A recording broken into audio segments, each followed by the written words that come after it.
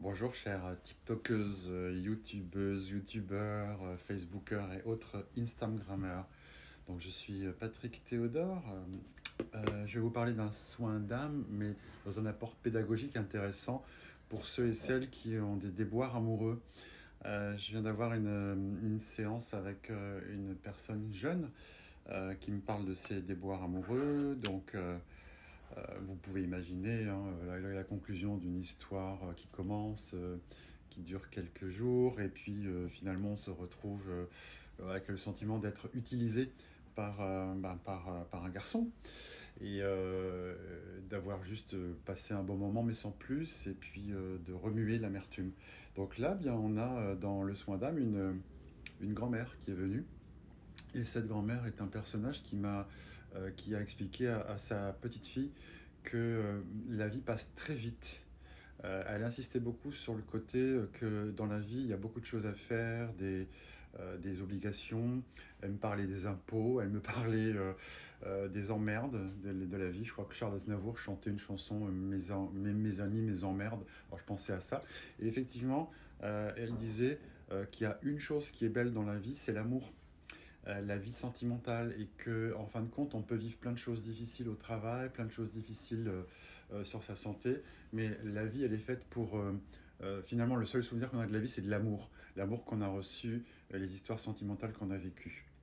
Donc ça c'est quelque chose que je voulais vous dire parce qu'elle a beaucoup aidé sa petite fille en me montrant les clés de la réussite amoureuse. Je ne vais pas faire de la psychologie de comptoir, mais on est vraiment dans un soin d'âme, où des guides de lumière sont venus entourer cette grand-mère qui est un guide pour sa petite fille.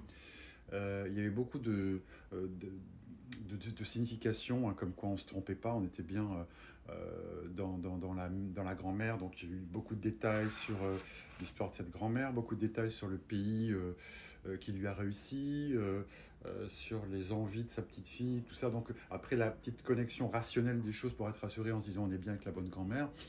Euh, Elle a beaucoup donné de conseils pour que sa petite fille guérisse de la relation sentimentale.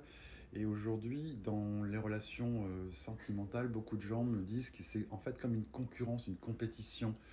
Oui, le rapport homme-femme qui est assez stimulé aujourd'hui dans le négatif, en disant, bah voilà, les hommes sont comme ceci, les filles sont comme cela. Il y a beaucoup de généralités qui empêchent l'amour, justement.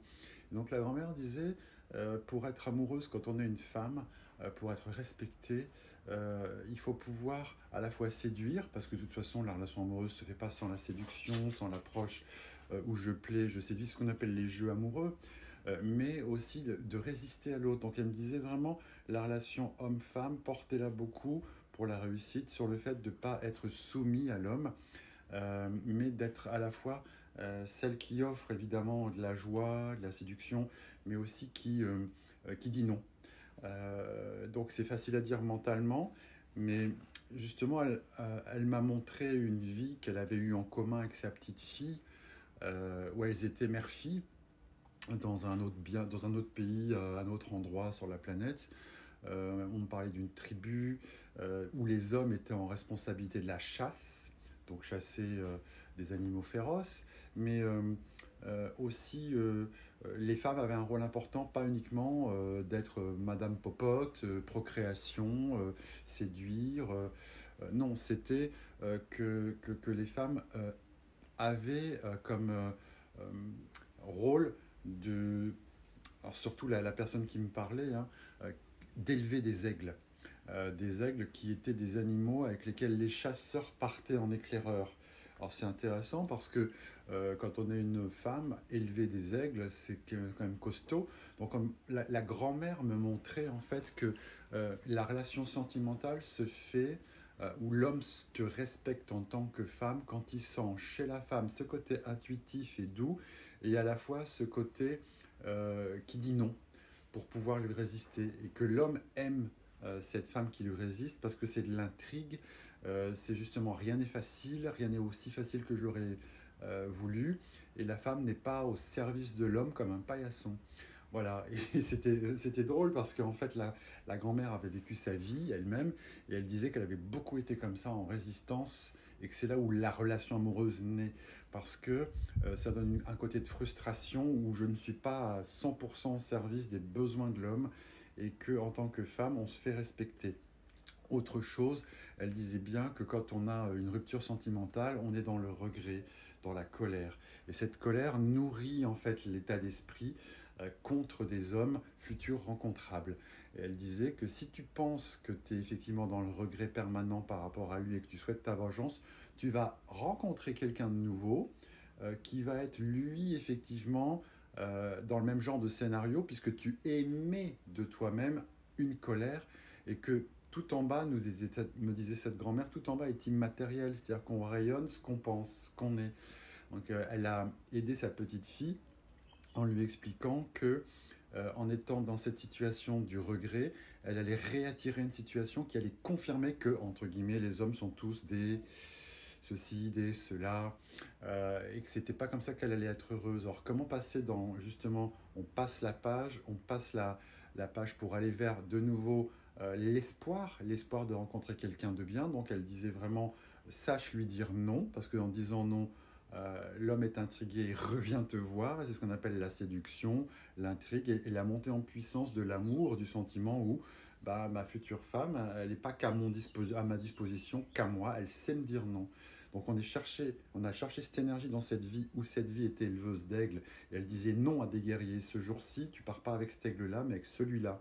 Donc elle me montrait vraiment qu'elle était en capacité dans sa mémoire d'une vie passée de dire non à des hommes. Donc on s'est servi de cette énergie-là pour lui retransfuser cette capacité à dire non, parce que cette jeune femme est trop soumise dans ses relations sentimentales et du coup ça se passe pas bien parce qu'elle est juste l'objet d'un mec qui a besoin de quelqu'un qui s'en débarrasse comme d'un chandelier.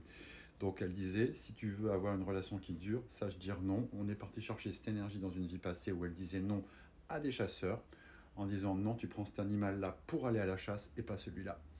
Et deuxièmement, elle disait vraiment, c'est dans le silence de soi qu'on qu'on peut retrouver cette intuition qui plaît aux hommes. C'est-à-dire qu'un homme a besoin d'une femme intuitive qui dit je sens pas cette situation, cette maison tu veux l'acheter, moi je le sens pas. Vous voyez, elle me disait vraiment, nous les femmes, on a vraiment cette intuition qu'un homme n'a pas.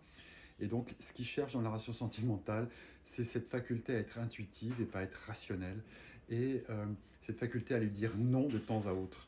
Donc c'était intéressant parce que je me suis dit, je vais faire un TikTok là-dessus, il peut y avoir une polémique sur ce que je vais dire. Mais moi, je m'en fous, c'est pas Patrick qui parle, c'est ce que cette femme, euh, cette entité donc de lumière, hein, qui donnait des conseils à sa petite fille. Et je trouve ça intéressant parce qu'elle disait, dans votre société, vous avez beaucoup de bruit, beaucoup trop de bruit. Et vous ne pouvez pas retrouver cette intuition où on peut l'avoir à la campagne le soir en regardant le paysage, en regardant au loin, en regardant un platane, où finalement quand on est dans le calme, on a des idées. Et les idées, c'est les guides qui vous guident. Voilà, parce que les gens me disent, mais comment je contacte mes guides? Ben, certainement pas dans le bruit, ni dans telle musique de méditation d'un CD-ROM ou de je sais pas quoi, d'un MP3. C'est vraiment dans le silence, et dans le silence, plus c'est une discipline de silence à se faire 3 4 fois par jour, 5 minutes, plus on peut entendre des choses un peu loufoques, un peu drôles, des mots qui passent, c'est les guides. Et elle disait, tu vois, pour avoir une bonne relation sentimentale, les hommes cherchent ça chez la femme, cette capacité à avoir de l'intuition. Donc, recentre-toi sur toi, ma petite fille, lui disait-elle, médite comme ça, réentends tes guides et t'oublieras tous les regrets, des colères d'une relation qui a mal fini, parce que c'est dans le calme et le silence que tu auras des idées d'espoir et de nouveauté pour demain. Et donc, elle lui a aussi redonné cette capacité à dire non. Bah non, je suis pas disponible pour demain soir. Non, c'est pas tel restaurant que je veux faire, c'est tel autre.